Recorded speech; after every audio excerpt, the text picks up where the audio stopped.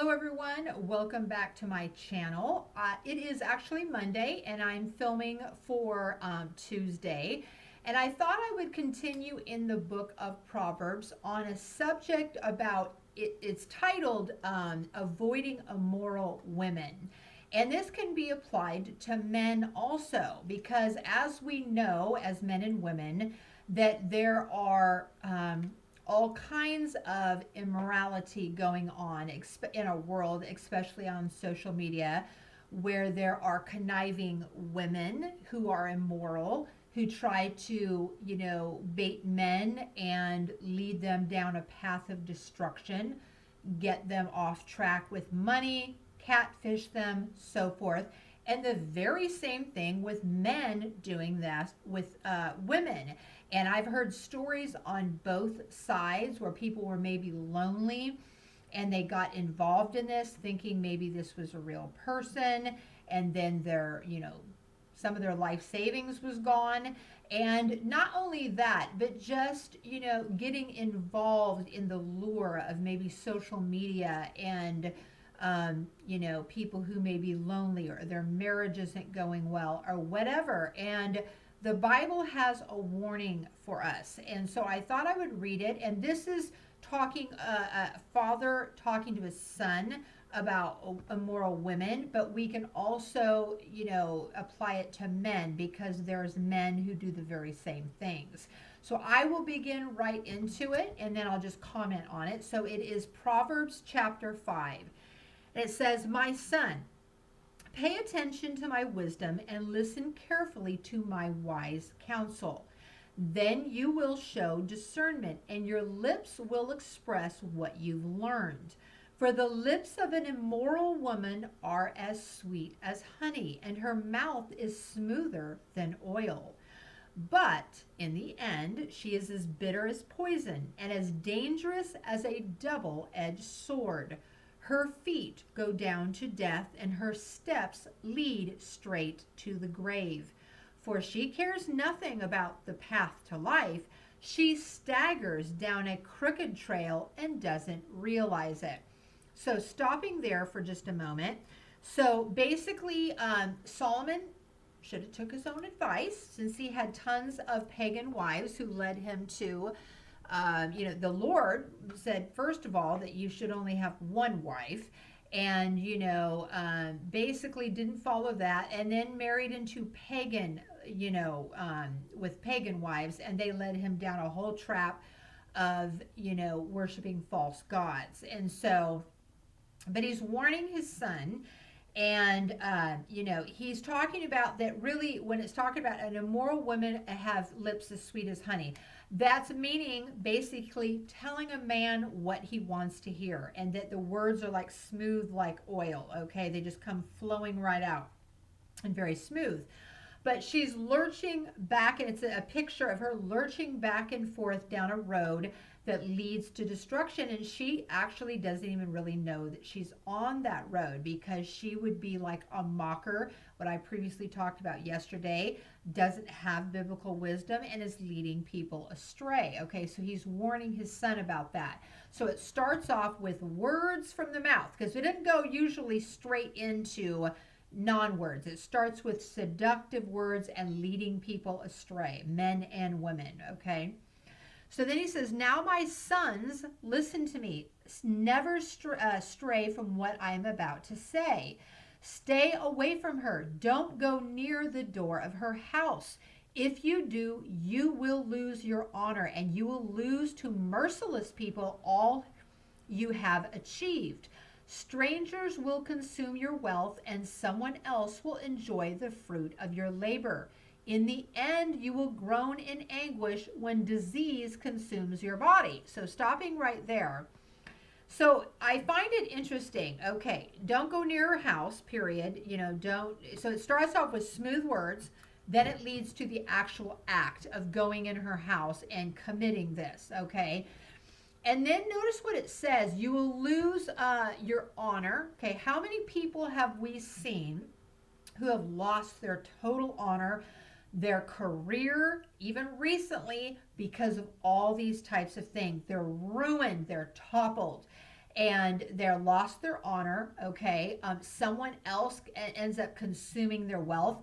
If they're married, their husband or wife may take half of what they've earned in their whole life because they're going to get divorced. They may lose a very prominent job with good income because of this. So it leads to a terrible thing. And notice it talks about even going into, in the end, you will groan in anguish when disease consumes your body. I think that would be a good, you know, thought because of maybe STDs, even, okay? Or going into a depressive state for what's happened and drinking or doing drugs or even suicide, of what has happened because of going down this path. So, continuing on, you will say, "How I hated discipline. If only I had not ignored all the warnings. Oh, why didn't I listen to my teachers?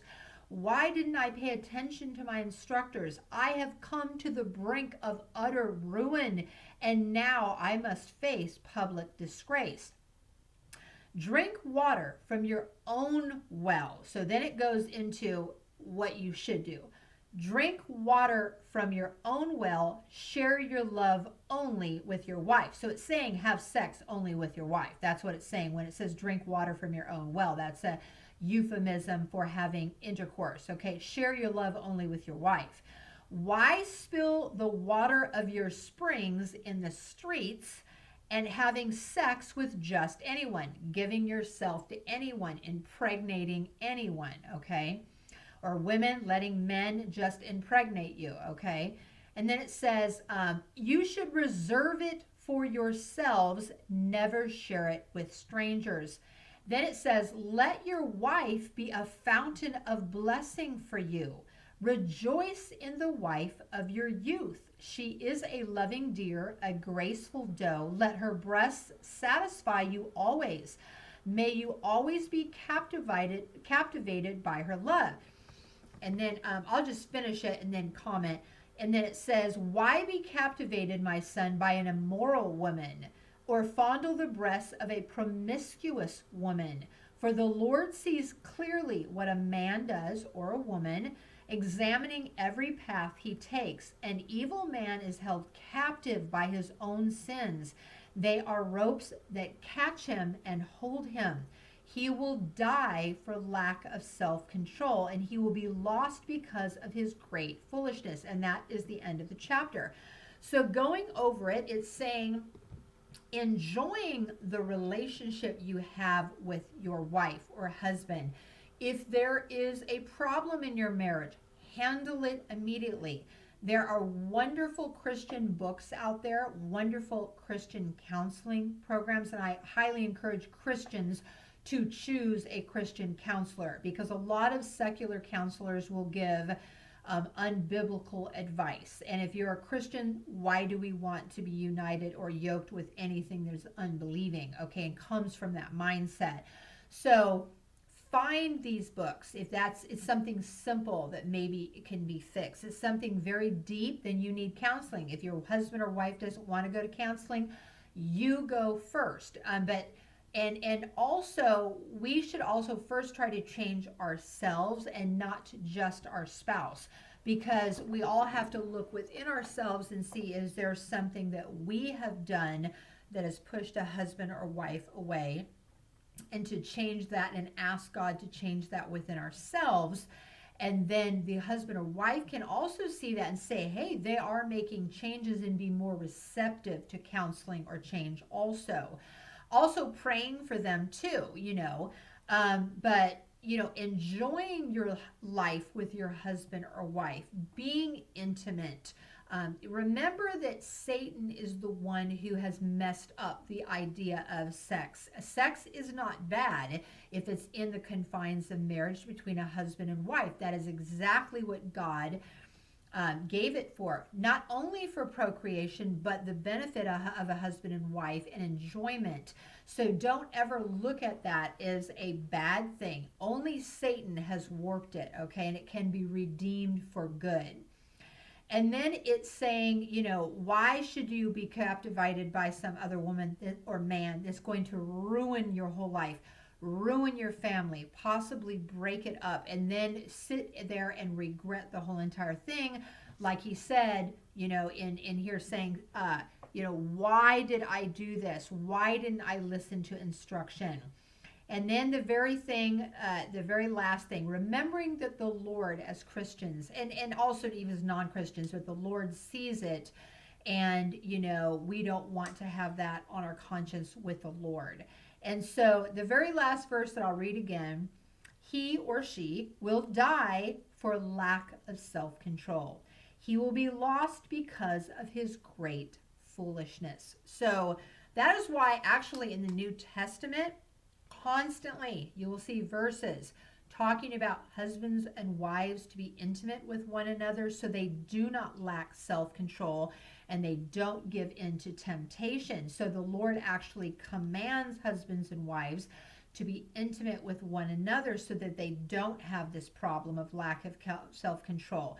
So I highly encourage everyone to warn their teens, sons and daughters, to warn yourselves, warn ourselves about this, to get help in a faltering marriage, to seek the Lord, seek him, and ask him for good ideas about counseling or books or whatever, and he will guide you, and to pray about it, and above all means avoid it.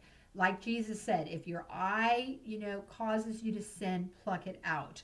And he's not talking about obviously taking it out of your thing, but making drastic measures to get temptation out of your life so that you don't go into it. And when you think you stand is really when you fall. So don't think, oh, well, I can, I'm fine. I won't fall. That's when you actually fall. That's when Satan gets the best of us. So I hope this has been helpful for everyone, and I will see you tomorrow. God bless.